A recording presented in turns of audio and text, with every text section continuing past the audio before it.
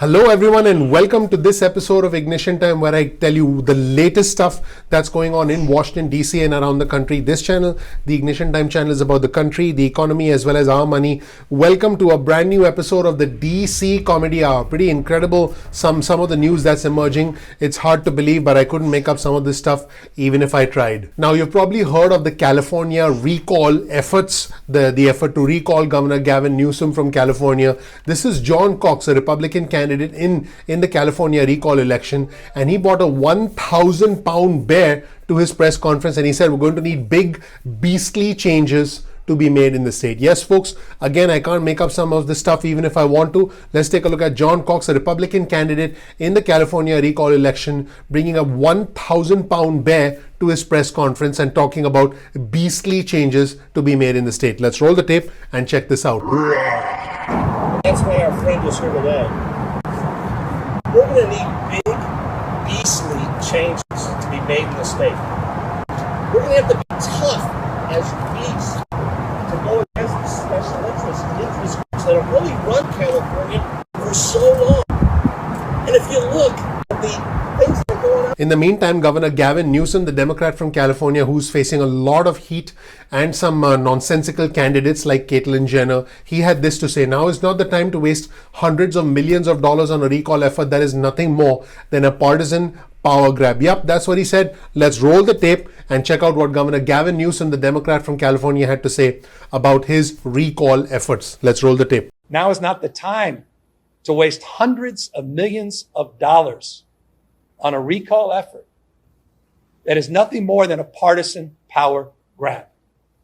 This is, and forgive me, a Republican-backed recall where the principal proponent of the recall effort wants to microchip immigrants. One of the principal spokespeople equates, Mr. President, wearing masks to the Holocaust. Speaking of unusual Republicans, let's take a look at the Republican senator from Missouri, Josh Hawley. And he was actually speaking with the Washington Post, and he said, "Don't try to censor, cancel, and silence me here." In response, Kat Zakarzewski from the Washington Post said, "Senator, we are hosting you here." So he comes on a program where he's being hosted by the Washington Post, and then he says, "Don't cancel me, don't censor me." This whole cancel, censor thing is becoming a way for senators like Josh Hawley to raise money and to agitate people, because as you've heard me say before, politics is about timing, opportunity, tribalism, and perception. Let's roll the tape and check out what Josh Hawley is up to. Let's watch. Don't try to censor, cancel, and silence me here. You raised the issue. Senator, so if you raise the issue, you've got to listen to the truth. And the truth is... And folks, while all that craziness is happening, the President of the United States and the First Lady, Dr. Jill Biden, they asked elementary students in Virginia what they wanted to be when they grew up. One of the students said, a music artist, to which the President responded,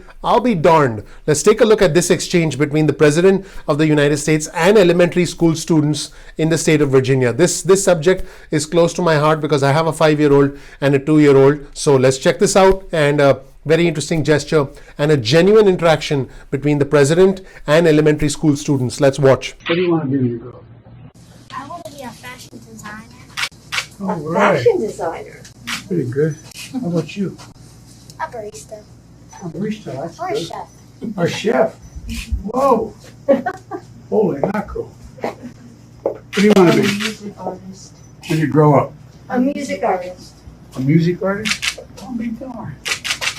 In the meantime, the constant battle between the Republicans and the Democrats continues, and nowhere is this more evident than the state of Florida, because the governor of Florida is a Republican, Ron DeSantis, and he's an unapologetic Republican, especially with his policies of trying to reopen as quickly as possible. In response, the St. Petersburg mayor, Rick Kreisman, who's a Democrat, he calls out the Republican governor Ron DeSantis from Florida, and he calls out the suspension of all the pandemic-related orders because Ron DeSantis wants Florida to reopen. This is what the St. Petersburg mayor said. He said, "This act, this is not for the protection of the residents of Florida. This is for politics." Let's roll the tape and see what the Democratic mayor of St. Petersburg had to say about the governor of his own state. Let's watch. And unfortunately, this administration and this legislature has applied politics to healthcare in the state of Florida.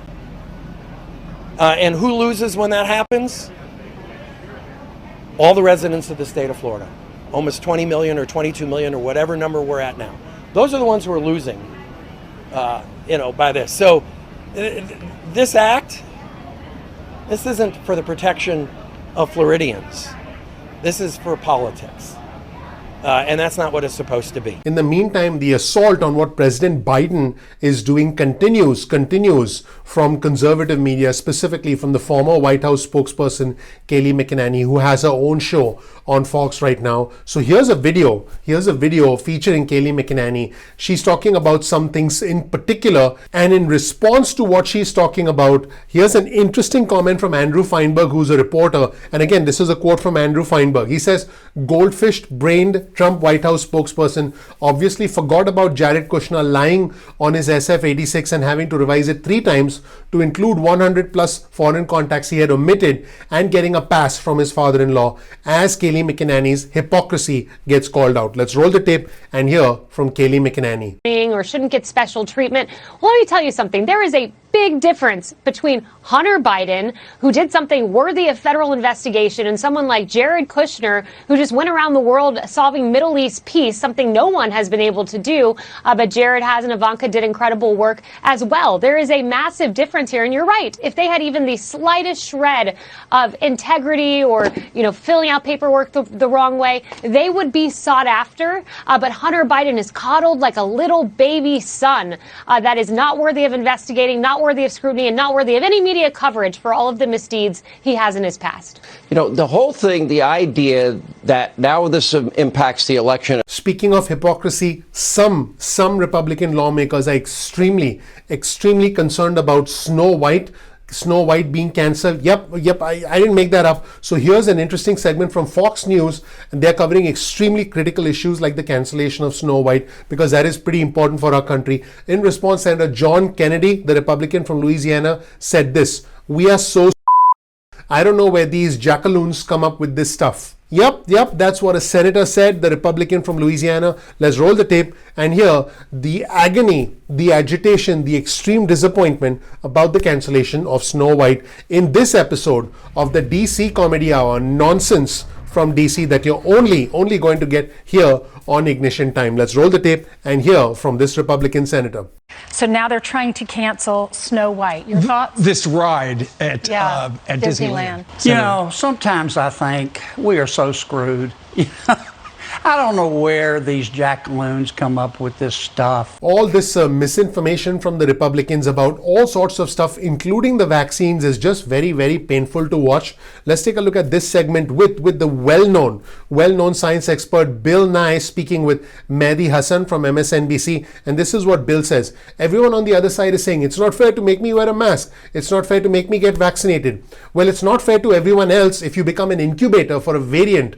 Doggone it. That is what Bill Nye says. Let's roll the tape and hear from Bill. For everybody on the other side is saying, well, it's not fair to make me wear a mask. It's not fair to make me get vaccinated. Well, it's not fair to everybody else if you become an incubator for a variant. And speaking of vaccination efforts, everyone, a very, very interesting vaccination effort from the Democratic governor of New Jersey, Phil Murphy. He announced a shot and a beer program. Yes, you heard that right. A shot and a beer program in the state of New Jersey to encourage eligible residents above the age of 21 to get vaccinated. Very interesting program in the state of New Jersey. Let me know whether you agree or disagree with this program. Let's hear from the Democratic governor of New Jersey, Phil Murphy. Let's roll the tape and check out what he had to say. Our office in the Department of Health, in partnership with the Brewers Guild of New Jersey, are teaming up to launch our new Shot and a Beer program to encourage eligible New Jerseyans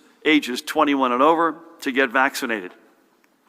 Any New Jerseyan who gets their first vaccine dose in the month of May and takes their vaccination card to one of the following participating breweries as proof of vaccination will receive a free beer, courtesy of the participating brewery. And folks, shifting gears to the Republican Party, there's a lot going on in the Republican Party. I believe we are seeing the real-time shift in the future direction of the Republican Party. In fact, in a new interview, an anti-Trump Republican, Michael Wood, lost very badly in this weekend's Texas special primary. He said this, and I quote, "Those of us in the party who are against insurrection and lying are finding ourselves turned into fringe candidates. It's a sad commentary on the party. It's a sad commentary on the country. Pretty strong comments, everyone. Let me know whether you agree or disagree with the anti-Trump Republican Michael Wood. Let's roll the tape and hear what he had to say. Yeah, I mean, it feels like in a lot of ways we've gone through a looking glass, and those of us in the party who are against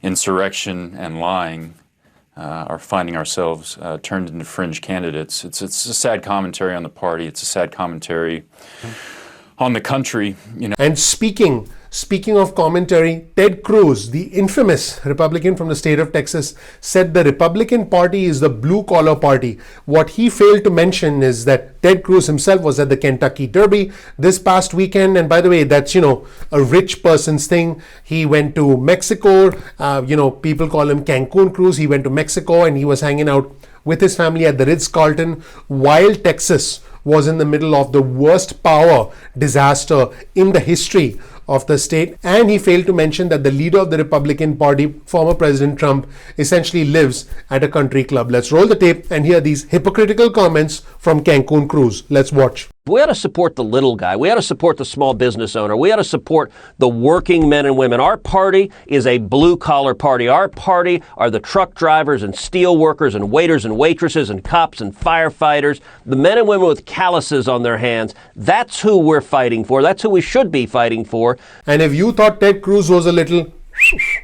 There's another Republican senator, Senator John Kennedy from Louisiana. He said this: Democrats put all their faith in government. Republicans put all their faith in people. What he did not mention is that Louisiana gets 40% of its budget from the federal government. 40% of the money coming to the great, wonderful state of Louisiana, represented by John Kennedy from Louisiana. 40% of the budget of Louisiana comes from the federal government, and yet at the same time, these politicians, these lawmakers stand there with a straight face saying Democrats put all their faith in government, Republicans put all their faith in people. What he failed to mention is that $4 out of every $10 in the budget in the great state of Louisiana comes from Washington, D.C., comes from the federal government, and that money in turn comes from federal income taxes paid by you and by me. Let's roll the tape and hear from another highly unusual, bizarre Republican Senator, John Kennedy. Let's roll the tape. If you juxtapose President Biden's speech with Senator Scott's speech, it's a very different philosophy of government. President Biden clearly believes that government made America great, and only government can keep us great. And Senator Scott, with whom I agree, believes that the president could not be more wrong. What made America great and what will ensure our future, ordinary people doing extraordinary things. And that's really the difference today between Democrats and Republicans. Democrats believe they put all their faith in government. Republicans put their faith in people. I was disappointed in President Biden's speech. That's it, everyone. Let me know what you think of the DC Comedy Hour. My name is Dr. Nitin Chhoda. I hope you learned something new from this video. Please click the like button. Please subscribe. Please enable notifications. That would mean a lot to me. I appreciate you. I'm looking forward to seeing you in the next episode of Ignition Time. Take care. Bye.